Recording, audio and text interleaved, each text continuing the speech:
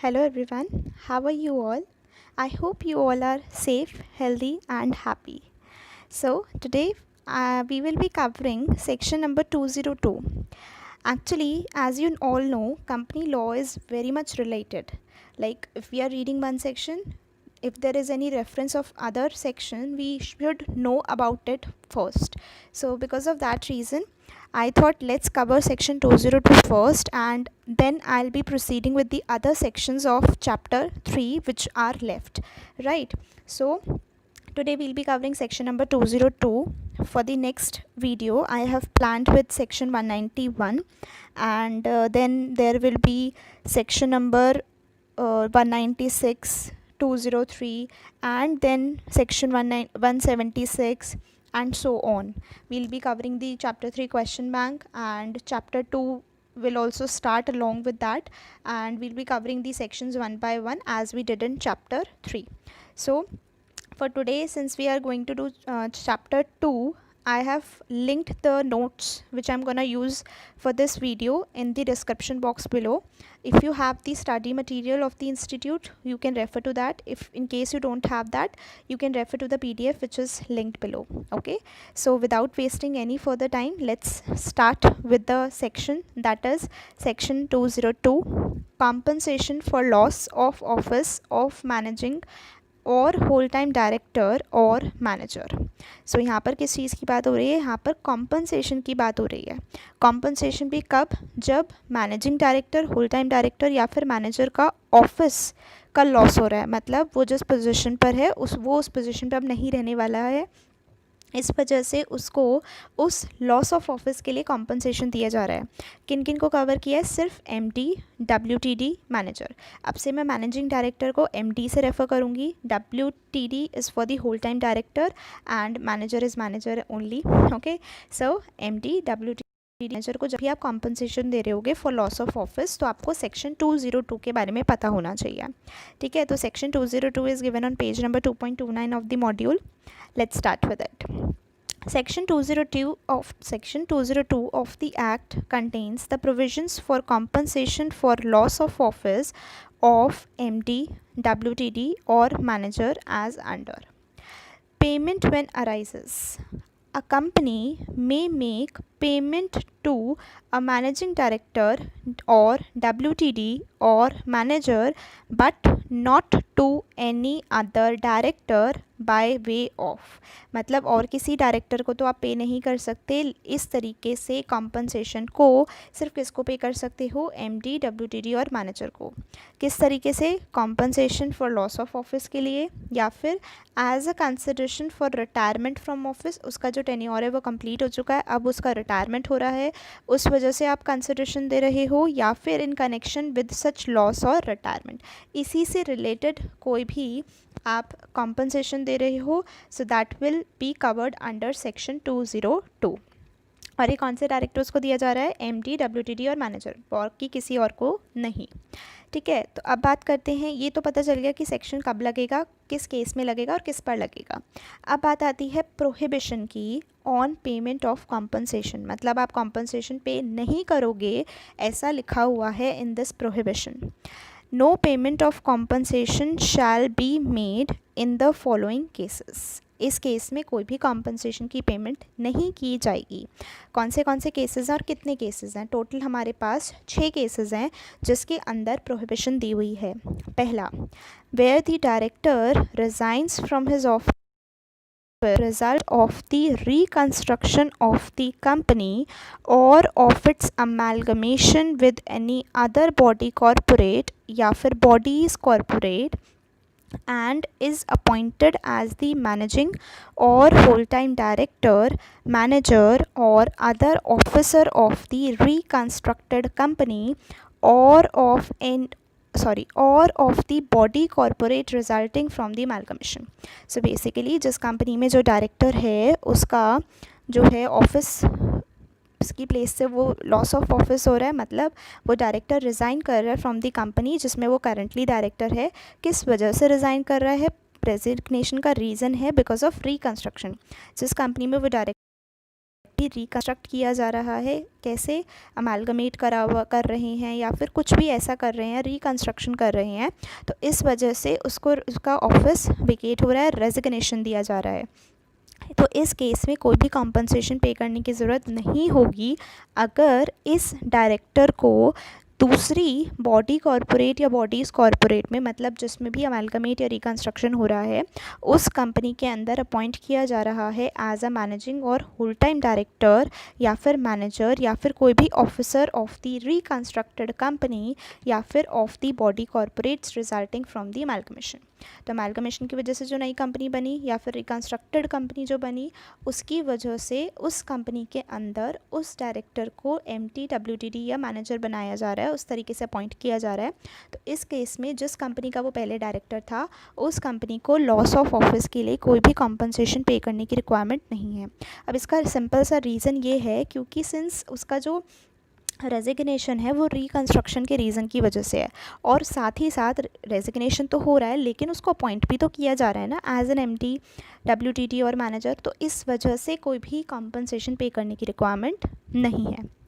Second, where the director resigns from his office otherwise than on the reconstruction of the company और its amalgamation as aforesaid in a, मतलब वो अपनी मर्ज़ी से resign कर रहा है। पहले वाले में रिकन्स्ट्रक्शन की वजह से रेजिग्नेशन था, सेकेंड वाले में अदर्स वाले केसेस कवर हो गए। तो अदर्स वाले केसेस मतलब वो खुद से ही रिज़ाइन कर रहा है। अगर वो खुद से रिज़ाइन कर रहा है तो उस केस में क्यों कंपनी कॉम्पनसेशन देगी? कंपनी तब कॉम्पनसेशन देगी ना जब कंपनी की वजह से वो अपना ऑफिस लूज़ कर रहा है। यहाँ तो कंपनी की वजह से नहीं कर रहा है, यहाँ तो बंदा खुद ही रिज़ाइन कर रहा है, तो इस केस में भी कोई भी कॉम्पनसेशन देने की ज़रूरत नहीं है।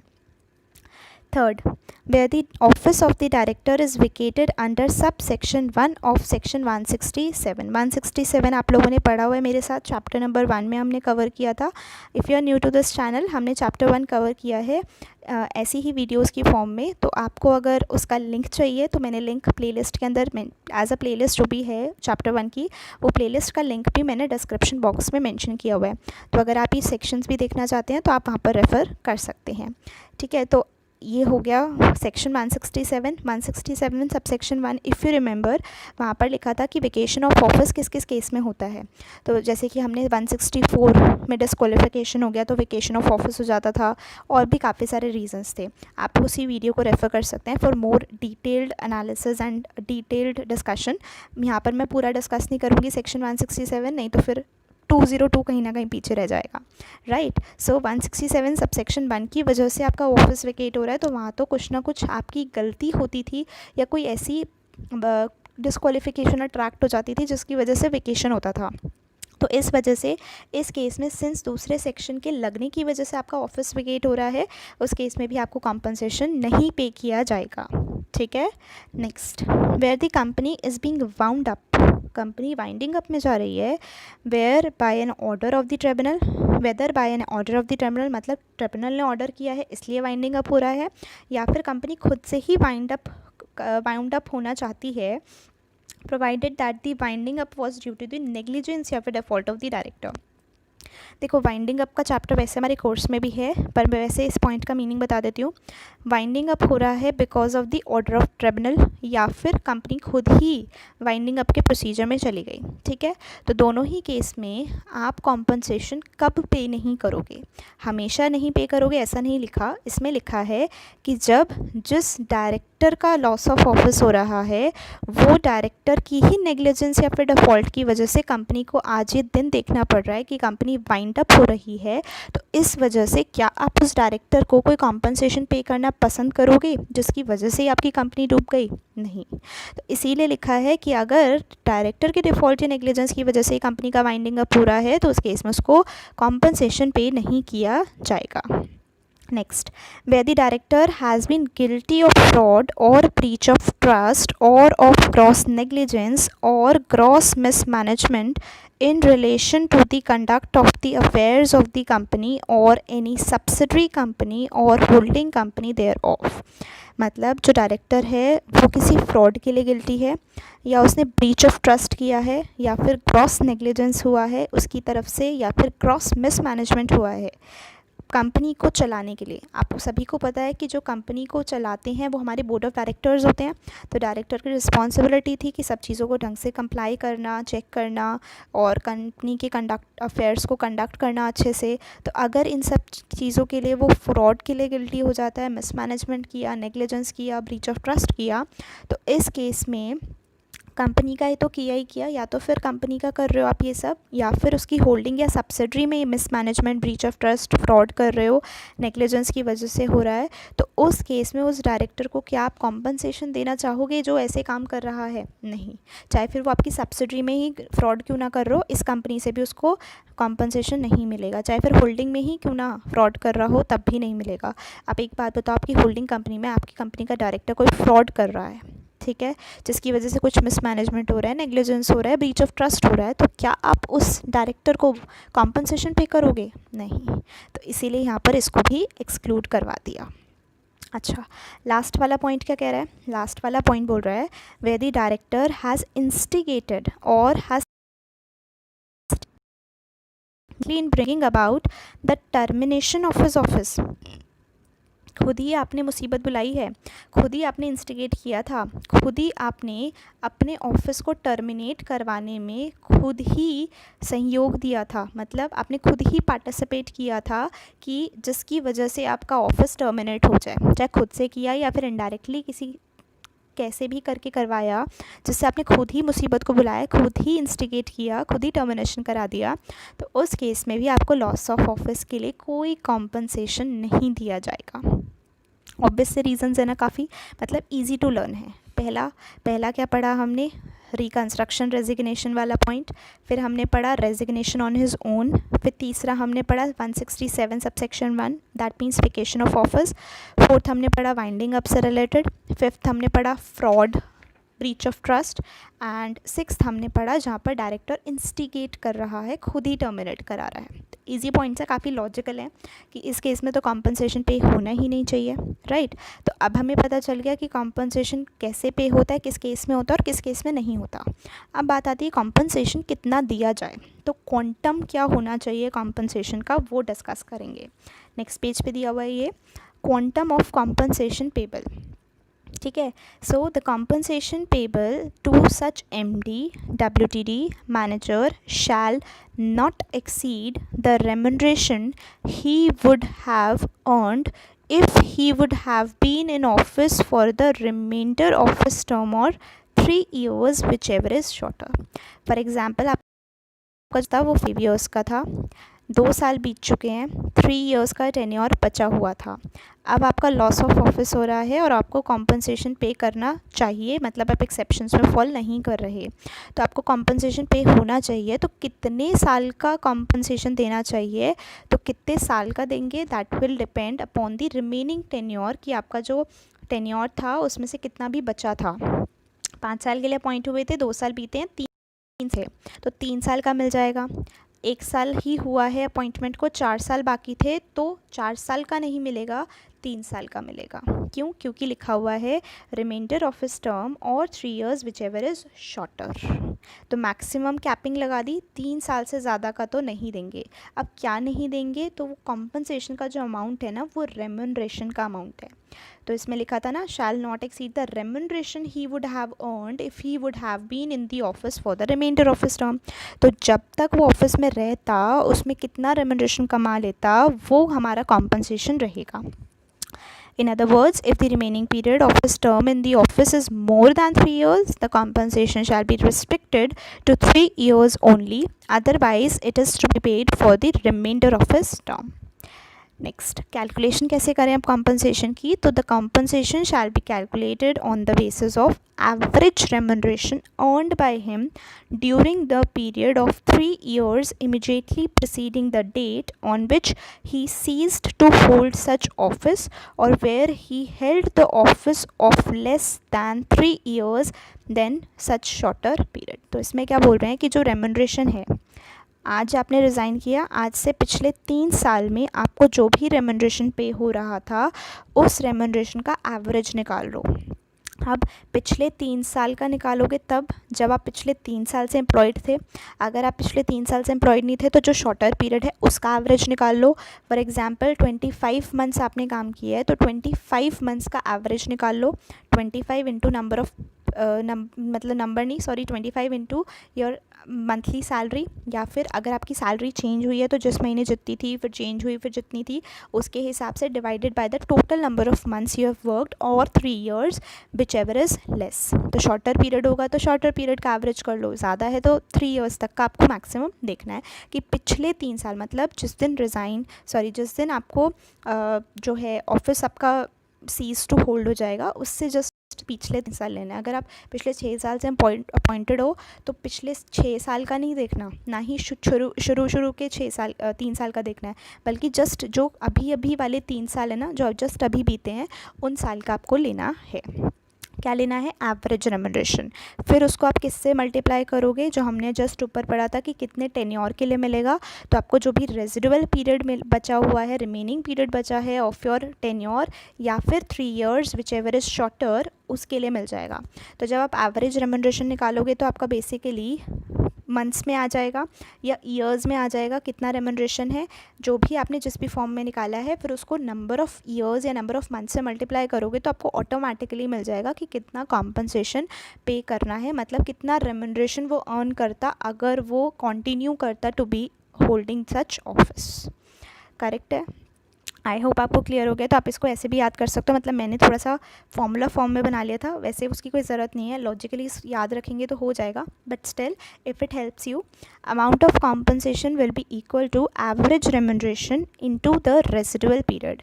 अब एवरेज रेम्यूनरेशन के अंदर क्या लोगे? एक्चुअल पीरियड वर्कड या फिर 3 years whichever is less, क्योंकि पिछले 3 साल का एवरेज लेना ना, तो या तो 3 साल या फिर एक्चुअल पीरियड जितना काम किया विच एवर इज़ लेस, और रेजिडुअल पीरियड का मतलब हो गया है एक्चुअल पीरियड रिमेनिंग और 3 years whichever is laser.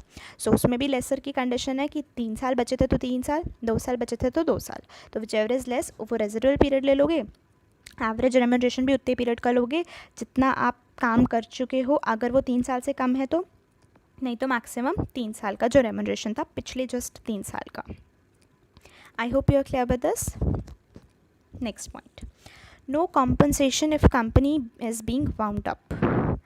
No such payment of compensation can be made if winding up of the company is commenced whether before the date on which he has ceased to hold the office, या फिर within 12 months after the date on which he has ceased to hold the office, if the assets on winding up after deducting expenses on winding up are not sufficient to repay the shareholders the capital including the premiums if any contributed by them. Now what does this mean? हमने अभी just पहले पढ़ा था कि इस case में payment नहीं की जाती, कब कि आप कॉम्पनसेशन पे नहीं करोगे, तो उसमें हमने पॉइंट नंबर पढ़ा था डी, जिसमें लिखा था कि कंपनी की अगर वाइंडिंग अप हो रही है either by the voluntarily winding up के प्रोसीजर में जा रही है, तो उस केस में कॉम्पनसेशन पे नहीं किया जाता टू द डायरेक्टर, अगर वो डायरेक्टर जो है रिस्पॉन्सिबल होता है फॉर सच वाइंडिंग अप या फिर डिफ़ॉल्ट, राइट।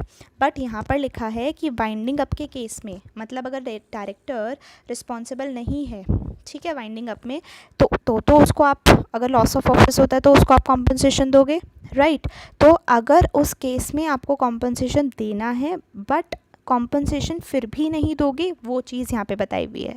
मैं रिपीट करती हूँ, देखो, वाइंडिंग अप के प्रोसीजर के अंदर जिस डायरेक्टर की गलती की वजह से हुआ होता है उसको तो नहीं देते कॉम्पनसेशन, ये चीज़ हमें क्लियर है। लेकिन ऐसे तो और डायरेक्टर्स होंगे ना जिनकी गलती नहीं थी, तो उनको तो आप कॉम्पनसेशन दोगे। अब उनको कॉम्पनसेशन जो दोगे उसमें भी कुछ एक्सेप्शन डाल दी कि अदर डायरेक्टर्स को भी हम कॉम्पनसेशन नहीं देंगे अगर ये चीज़ होती है। ये चीज़ मतलब कि जो डायरेक्टर है उसके ऑफिस होल्ड करने में सेसेशन आने से पहले ही वाइंडिंग अप हो रहा है, या फिर उसके जाने के बाद भी 12 महीने के अंदर अंदर वाइंडिंग अप हो गया तो भी, मतलब चला गया, कॉम्पनसेशन ले गया, तो भी हम उसको नहीं देंगे। अब इसके लिए क्या है, आपने ऑलरेडी अगर कॉम्पनसेशन दे दिया होता है तो रिकवरी का प्रोसीजर दिया हुआ है, रिकवरी का सेक्शन है हमारे पास लॉ के अंदर, राइट। बट यहाँ पर दिया हुआ है कि अगर तो अभी रिकवरी वाला पोर्शन कवर नहीं करेंगे, नहीं तो फिर कन्फ्यूजन हो सकती है। मैं जस्ट आपको ये क्लियर कर रही हूँ कि आप अभी ऑफिस होल्ड कर रहे थे, ठीक है, आपके होल्ड करते करते कंपनी का वाइंडिंग अप हो गया, ये केस हो सकता है, या फिर आप कंपनी छोड़ के जा चुके हो और उसके 12 महीने के अंदर अंदर, आपके छोड़ने के 12 महीने के अंदर अंदर ही कंपनी वाइंडिंग अप में आ गई। तो इस केस में भी आपके जाते ही अगर ऐसा हो रहा है तो हो सकता है ना आप भी जिस टाइम कंपनी में थे उसी टाइम से गड़बड़ स्टार्ट हो गई थी कि वाइंडिंग अप हो जाना चाहिए था, या वाइंडिंग अप की शुरुआत हो चुकी थी कि वाइंडिंग अप में जाने वाली है कंपनी। तो उन वाले डायरेक्टर्स को यहाँ पर कवर कर लिया, ठीक है, उन वाले डायरेक्टर्स को कवर कर लिया कि अब इसमें इन वाले डायरेक्टर्स को तो कवर कर लिया। अब ये सोचो अगर कोई डायरेक्टर 2 साल पहले छोड़ के जा चुका है, कॉम्पनसेशन लेके जा चुका है, तो क्या उसको कॉम्पनसेशन नहीं पे करना चाहिए था कंपनी को? नहीं, कंपनी का आज वाइंडिंग अप हो रहा है, 2 साल पहले ही कोई बंदा छोड़ के चला गया तो उसको जो कॉम्पनसेशन पे किया वो सही पे किया था।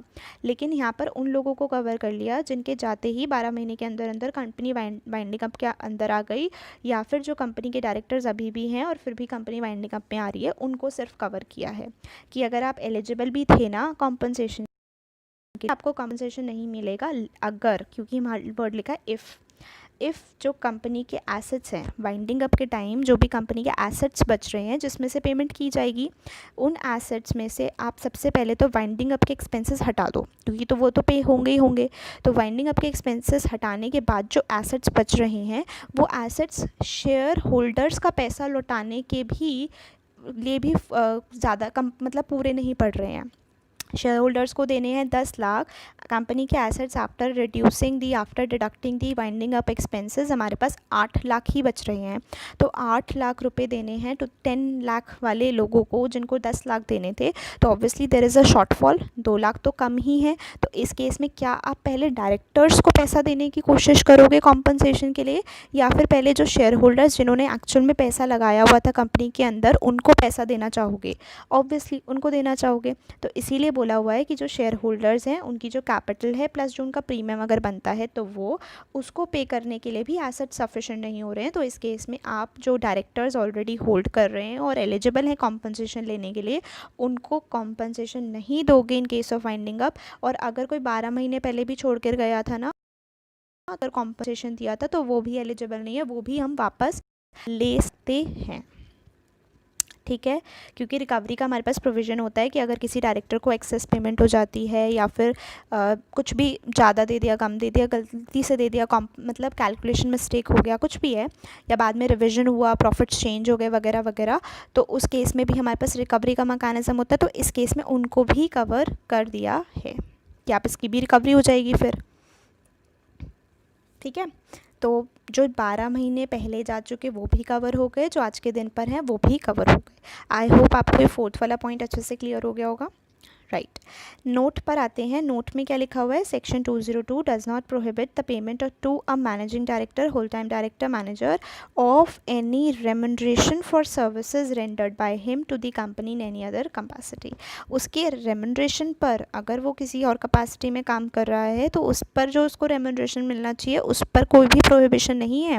यहाँ पर तो कॉम्पनसेशन की बात हो रही है ना, यहाँ पर उस रेमुनरेशन की बात नहीं हो रही। जो उसने और किसी कैपेसिटी में काम किया है तो उसके लिए तो उसको पैसे दिए जाएंगे, रेमुनरेशन पे किया जाएगा, वो इस सेक्शन के अंदर कवर नहीं हो रहा है। ये क्लैरिफिकेशन की तरह पढ़ सकते हैं। आई होप आपको सेक्शन 202 अच्छे से समझ आया होगा। अगर आपको अच्छा लगा वीडियो तो please give it a big thumbs up, और आपको लगता है कि इसको शेयर करने से किसी और को भी हेल्प हो सकती है तो do share it with your friends. And if you really like, if you are new to my channel and you have still not subscribed to the channel, please subscribe to the channel if you like the content and you want more such videos from me. Also, if you have any chapter request, topic request from any of the 8 subjects that we have in CA final, specifically new course, then do mention in the comment section below. I will definitely try my best to come up with a video for you all. And in case you have any other doubts or any suggestions that can improve the video quality, the video content, you can, I will definitely try to incorporate all of them if feasible. And I just love it when anybody or any one of you gives me any feedback, because I feel that is for the improvement of the channel and improvement of the content, which is very good. So I just like when somebody gives me actual real feedbacks. So suggestions, feedbacks are always invited from your side. So this is all for today. Thank you for watching the video and see you in the next video. Bye bye.